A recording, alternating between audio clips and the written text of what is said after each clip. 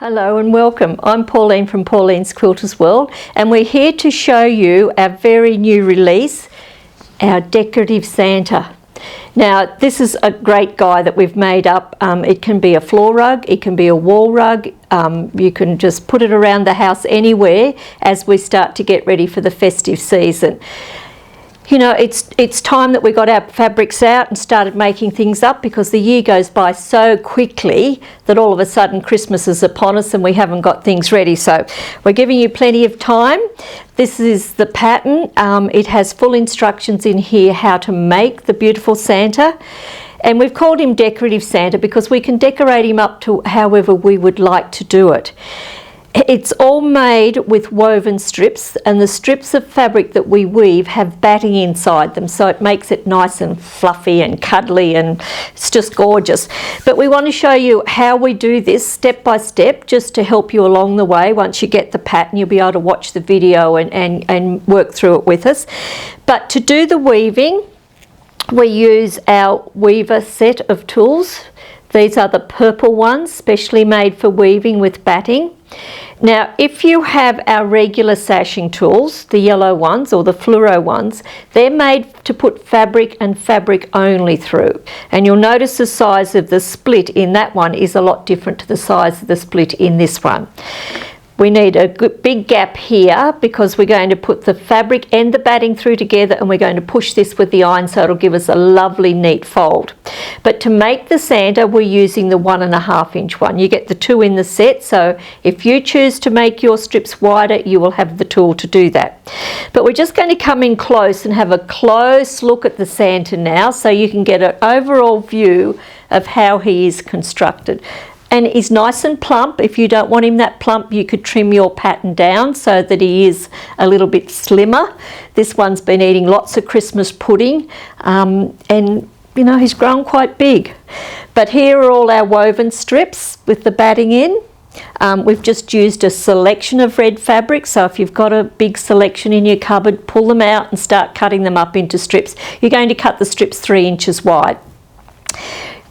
We like to use the Hobbs Heirloom double-sided fusible batting, because as we iron it with the tool, the batting sticks to the side of the strip. But if you don't want to use that, you can use any batting, but we know this one works perfectly beautifully and it sits really, really flat for us.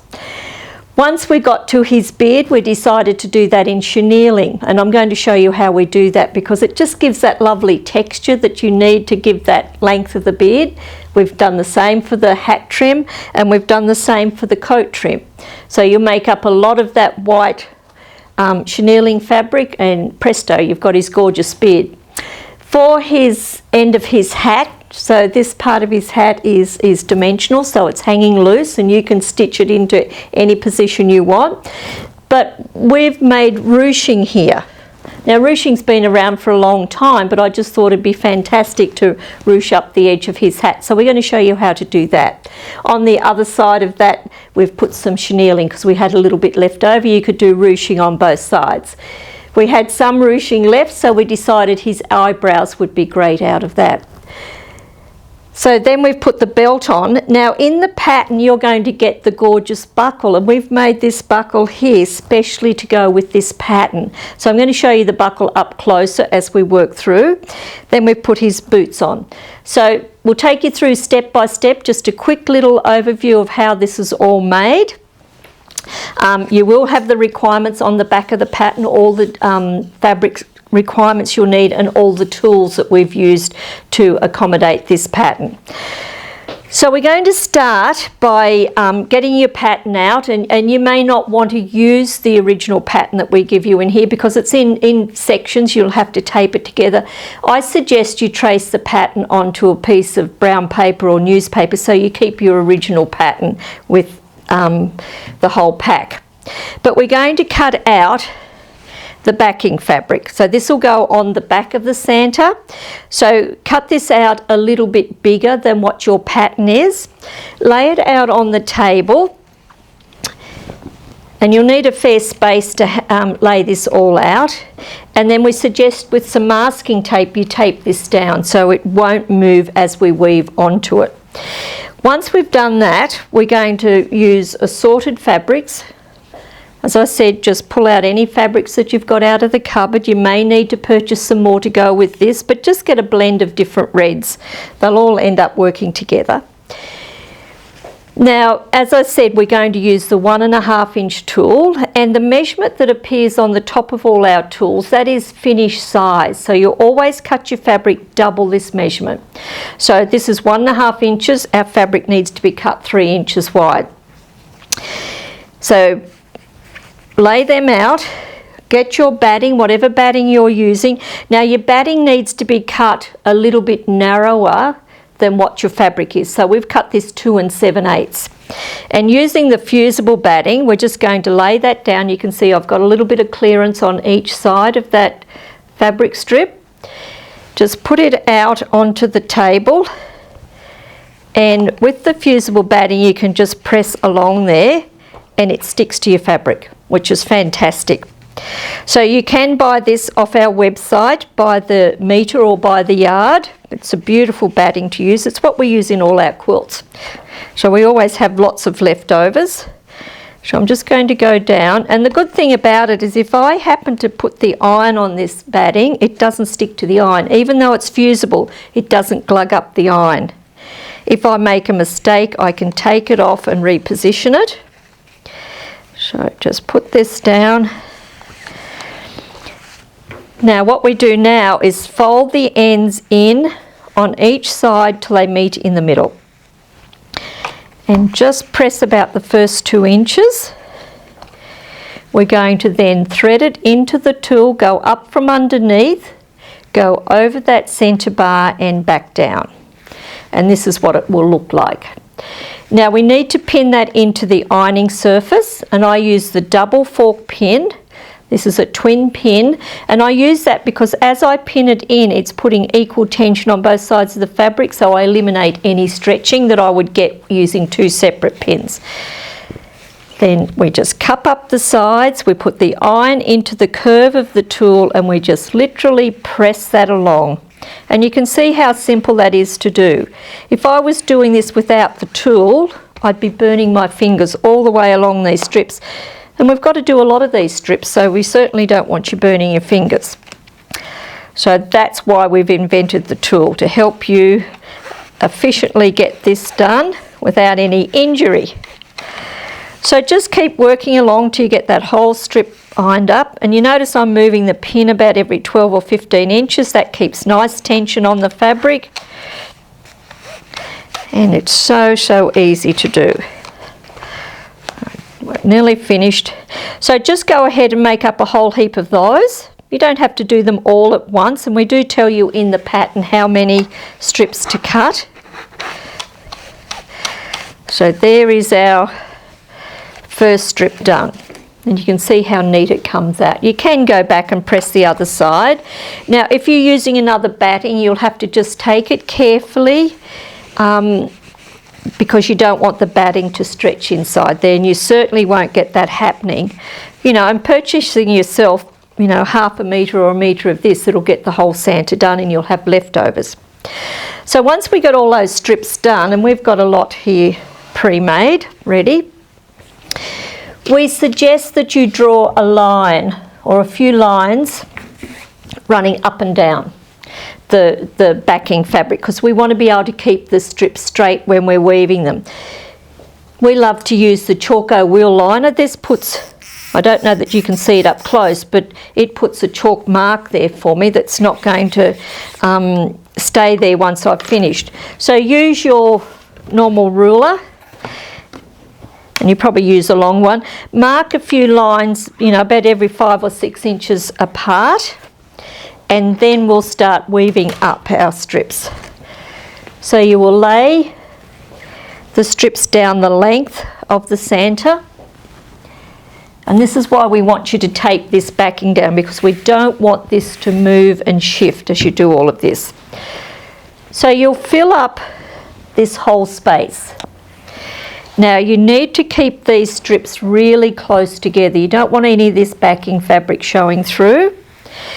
Once you fill up this whole shape, we suggest that you Then use the Roxanne glue basted, this glue here, which is a wonderful glue to use. It's water soluble, and if you've watched all my videos, you'll know I just love this product.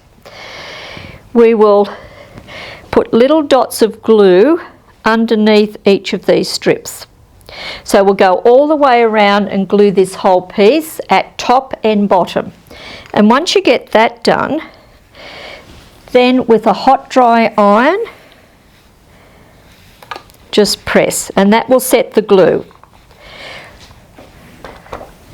So do the other end, just keep filling it all up. Once you get it all done, it's then time to weave your other strips through. So you might use a different combination of colours, and I'm just using all the leftover bits here just to give you a little run through of how this weaving is done. So you can appreciate if I had all of these strips down and they were the whole length, they'd be all close together, nice and tight against each other. Then I use a bodkin. This is a great little tool to attach to the end of your fabric. Just pull the little clip up that opens up the end, put the end onto the end of your fabric, and then we push the little ring back up to lock it into place. Okay, and then all we do is go through and we go under and over the next strip, under the next strip, over the next one. So with them all being glued down, you can see if you didn't glue them how they'd all move, so that's why we suggest you glue them all down. You'd go all the way through and weave all of that strip through. And once you get all of these strips down, going down the body, it is an idea to draw lines going across so that you can keep all of these cross sections nice and straight. And using this, you can see now on this fabric how it shows up nicely, but it won't leave any residue. It comes off very quickly, so your sander won't be wrecked by using a marking pen that you can't get off your fabric. So now we'll weave another set through. So once again, put the bodkin on the end, pull it up. Now this time we're going to start by going over the first one and under the second one. So over and under, all the way across, and just keep them up nice and close to each other. Keep those strips and an awl. I love using an awl. If you don't have one of these, get one for your sewing box, because these are a fabulous tool. It helps you move the fabric in nice and close. And this tool, having it at your sewing machine to help you feed things through, is absolutely fabulous. I love it. It's always next to my sewing machine. So that's how we're going to do all the weaving. You'll just keep weaving unders and overs till you fill up this whole piece of fabric. So that is a very simple step. And you know, at this stage we've done no sewing, so it's very simple for you to do on those days where you don't feel like going to the machine. Get your weaving out and do it. So once we've got that done, it's a good idea to stitch all the way around, or put your pattern back on, actually, would be the good idea next. Put your pattern on top of this, and then mark around the edge of the pattern, because this backing, remember, it's going to be a bit bigger. Take it off the table and just check that the backing hasn't puckered in. If it has, you may have to undo a bit of the gluing, which is easy to do. You can just pull that glue off, and you may need to just flatten this out. So flatten your backing out, go to your machine and stitch around on that stitching line. Now, to talk to you about the chenilling, I suggest you use very open weave fabric. Don't use your expensive fabric for this. You may just go out and purchase, you know, a piece of cheap homespun, because you want a fabric that's going to fray really nicely, and they can be just plain fabrics, because we just want it as a plain white. But in the pattern we tell you what size pieces to cut, so you'll need 5 pieces cut to the measurement. Layer them all together, just like we have here, and then we need to draw lines on the true bias. If you're going to do chenilling and it's not on the true bias, it's going to be a waste, because if it's not on the bias, when we do the chenilling, all the threads will pull out. So it really needs to be on the true bias. So we always use the sasha ruler, the bias sasha ruler, because we know these lines are the true bias of our fabric. So all we'll do is put one of these lines laying parallel along the edge of the fabric, and I'm just going to hold this up so that you can see this a lot closer. So one line is lining, this line here is lining parallel with this edge, and this line across the top will line parallel with the outside edge of the fabric. So we know by referencing both of those lines being exactly on the edge of the fabric, we're on the true bias. So once we do that, we have that down. Use a good fabric marking pen, and we're going to draw lines 1/2 inch apart. So just keep moving the ruler, keep one of these lines lined up on the edge, so you know all those lines will be on the true bias. So once we fill it all up with lines, we will then go to the sewing machine. We'll use a little bit smaller stitch length than normal, and we'll stitch on all of those lines. You know, if you don't want to draw all the lines, draw one and then use the edge of your foot and move your needle over so you get an exact 1/2 inch. But it's really quick to draw these lines, and then you know you're going to be really accurate. So draw all of those, do all the stitching, and you can see here I've got some stitching done, ready. Now the next thing is we have to open up this. We have to cut open these between the strips, and to do that we use the chenille cutter or the slash cutter. I love using this tool. You can use scissors to do this, but it's very hard on your hands, and you definitely don't want to cut through the last layer. So this arm here is going to be inserted into these channels. Just get it set up and then I'll show you. So I'm putting that in, and I don't know if the camera can pick this up close enough, but this arm here is sitting on the last layer of fabrics. So I've gone between the 4th and 5th layer. The cutter has a little rotary blade on it, and then we hold it very firmly. Oops, get this piece out of the road. We hold it very firmly. Now it can be hard to get started, so if you were having trouble to get that started, just snip that edge with the scissors, and then all we do is push, and that cuts open all of those layers except the last layer. So we'll go through and we just keep cutting through all of those layers till we get the whole thing done. And it's very easy, and chenilling can be used for lots of things, and it's a great way of using up lots of your fabrics. So go through and cut all your channels apart. But you can appreciate if it wasn't cut on the true bias, all of these threads would start to pull out, but on the bias they will not. Once you get all that done and cut apart, get your bead pattern and cut it out onto paper. And the coat trim and the hat trim. Cut them out as a pattern piece from the original pattern, lay them on your chenilling and draw around them and cut them out. Then once you've got them cut out, we'll come back up to the Santa. We'll do the face first. We'll place the face in position first. Then we'll glue the beard into place. Now, I don't know if you can see his moustache here. It's cut out of the chenilling too, but we cut it on a different angle to the beard so that it was running this way instead of this way.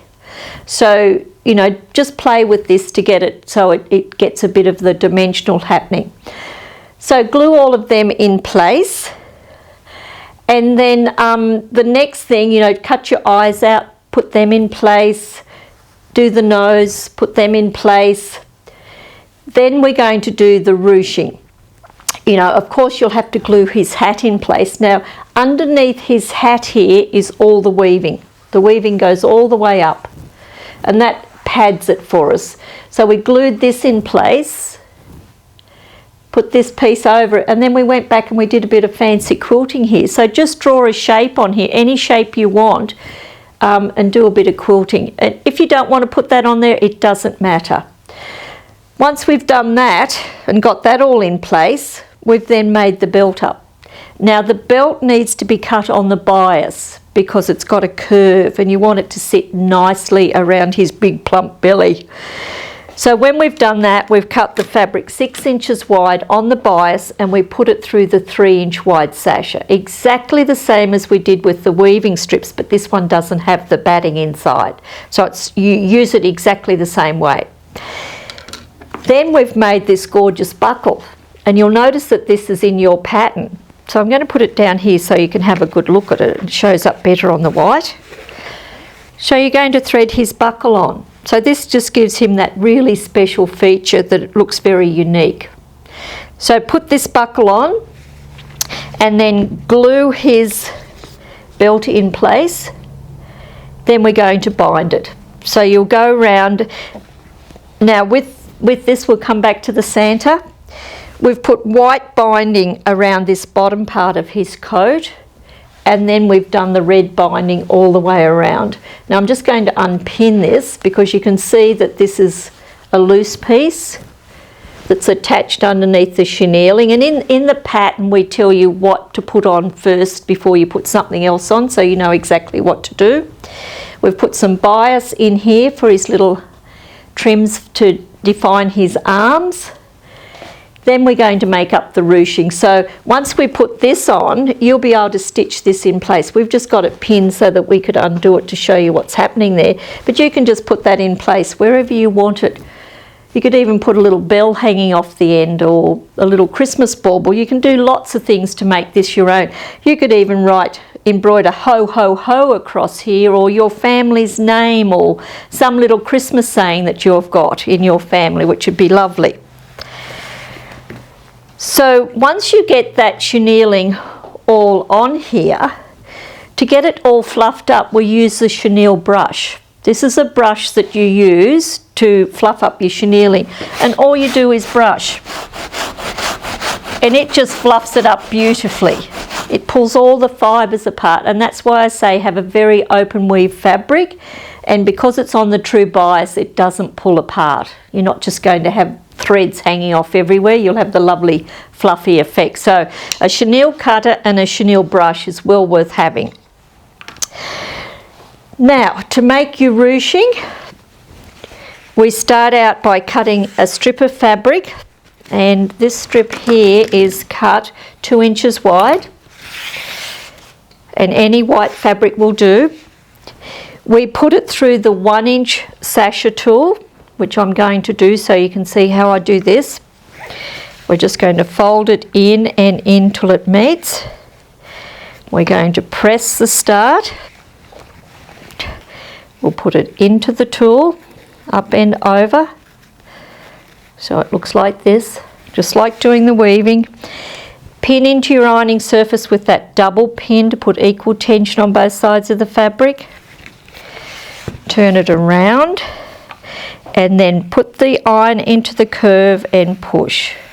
And if you don't have a mini iron, they are absolutely fabulous. Love the mini iron. But your regular iron works just as well. So you can see now how we're getting a lovely straight strip of fabric. So you just keep moving your pin and working down till you get that whole strip done. And you'll need 2 of these strips. We join the strips together. So 1.5 will make the circle for the end of the hat, and the other half will make the eyebrows. Now what we do next, after we've got this all pressed, we use the duo tool. This is a great tool that we've designed here. Now this ruler is also used for doing your binding, for cutting your binding, joining your binding ends and making it a very neat finish. Now we do have a video on using this tool so for doing your binding, so look at the duo tool video for making bindings and we'll show you how to use that. But for doing it now to make the ruching, we're going to use this section of the ruler. You can see we've got this offset line here, and we've got little holes on the offset. So you're going to put this onto your 1-inch strip of fabric once it's folded. We're going to use our fabric marking pen, and we're going to just mark the dot, mark through those holes so we put a little dot into our fabric. Go all the way along one side, move the ruler down a bit just so the dots are on through the fabric, and mark this side. So just go all the way along to get it all done, and hopefully you can see all of those dots. So you can see how they're all offset. Now we're going to get a needle and cotton like we have up this end, ready to go. And I'm using a contrast colour. You would use a white thread. Now we're going to come up from underneath. Now we'll need the camera to come in nice and close on this. We're going to come up from underneath. We're going to lose the end of the thread here, hang on. So I'm just going to rethread the needle, sorry. So we're going to do a gathering stitch across from one dot to the next. So probably about 2 or 3 stitches. They don't have to be tiny stitches. We want to come up at the dot so the needle sits on the dot, on the mark on this side. So I'm coming out on the top. I'm going to take the thread over the edge of the fabric and bring my needle up from underneath. And I'm going to go over to the other dot, the offset dot, come up right on the dot or on the mark, go over take the thread over the edge of the fabric and come up from underneath. And you're going to continue going all the way along like that. I say to do about 8 or 10 of those offset stitchings and then stop, and we're going to pull the thread and you'll see that it starts to ruche that fabric in. So you can see how it's pulling it in. I've probably gone a little bit too far here with the stitching, and you've got to be careful that you don't break your thread. So a double thread is a really handy thing to use here. Just pull this all the way down. And you can see the strip is all starting to ruche in beautifully for you. So you can use this technique for flowers on your applique, make beautiful flowers. You can add it to trims on garments, you can add it to sashings on quilts. There's so many different things that you can do with ruching. Really is a fun thing to do, and it's relaxing to sit down and do all this gathering and the pulling up. So we've just about got it there, and you notice I didn't start stitching right at the end. I want to leave a tail because I want to be able to tuck that in at the end to give a neat finish. So you can pull it up as tightly as you want or leave it a little bit more open. So you go along and you keep doing this all the way along 1.5 strips.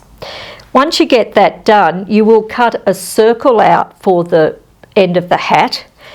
And then you're just going to start rolling this, tuck the tail in underneath, but you're going to start rolling this around onto the circle and glue it as you go. Use the glue to hold it together onto the base circle. And once you get it all done and completely cover the circle, press it with a hot iron to set the glue, and then come back and you'll need to just couch stitch this together just by putting one stitch from one row into the next all the way around. And that will secure the end of the hat for you. Then cut out a piece of chenille and glue onto the other side. Now we're going to come back up to the Santa hat with the camera. So when we've made this part for the hat, we have put a piece of batting in here to make it nice and firm. We've put a little pleat in here to give a tuck. Then we've put the end of this hat piece here in between the chenilling and the ruching. And then we've gone back to the machine and we've done a machine row of stitching around here to hold the 3 layers together. And that will secure everything for you to give that lovely effect to his dimensional end to his hat. So that's all about the Santa, how easy it is to make, how gorgeous it is for him to have his own little buckles. And we're really pleased that we could make these and put them in the pattern for you, just to make them a little bit unique. So don't forget to go online to our website, www.pqw.com.au, and order all the tools. You know, we've got package deals done up that, you know, you can buy all the tools in a package. And just a little tip, we love to use the titanium top stitch needles because we're sewing through a lot of bulk. We don't want our machine to skip stitches going through all the bulk. So these needles are absolutely fantastic. They're a top stitch needle, so they've got a very big eye, so your thread won't split. Once we do all the weaving strips, we actually went back and we stitched either side of the strips going across the body of the Santa, and we did it with the monopoly clear thread in the top and the bobbin. So that's a great thread to use that we sell. We love that. We have the glue, we have the Chalko liner, we have the bodkin and the awl. And when we do all of our stitching, we always have the sew slip mat on the base of our machine. This, if you haven't used these before, you take the paper off the back, it has a sticky side. The sticky side sits down to the machine. Your feed dogs work through this cutout piece. And when you're working with bulk of anything, this allows the fabric to slide through, so you're not pushing from the shoulder, so it really takes a lot of the pressure off you. They do collect fluff underneath, so you do need to wash them regularly to get your sticky surface back, but you'll have this forever. Just leave it on your machine forever. They're wonderful. So we have all the different tools. We have the weaver set. We have the 3-inch sasher tools. We have the 1/2 inch. We've got the inch. We've got all the tools that you need to do the job at hand, and it just makes it so easy. So we'd love you to start making up your Christmas collection, and look at what else we've got coming up in our Christmas range, because we've got some great things for you to make at home and start to get ready for Christmas now. Have a look at our videos on our YouTube channel, because you'll see how to use all of these tools, and we'd love you to subscribe on our website to our newsletter so that you get a notification when we've got new products coming, and subscribe to our YouTube channel. Hit that bell so that you get a notification when we've got a new video up there for you to watch, because we've got lots of exciting things coming for you. So bye for now, happy stitching, and Merry Christmas when it's time for that. So bye.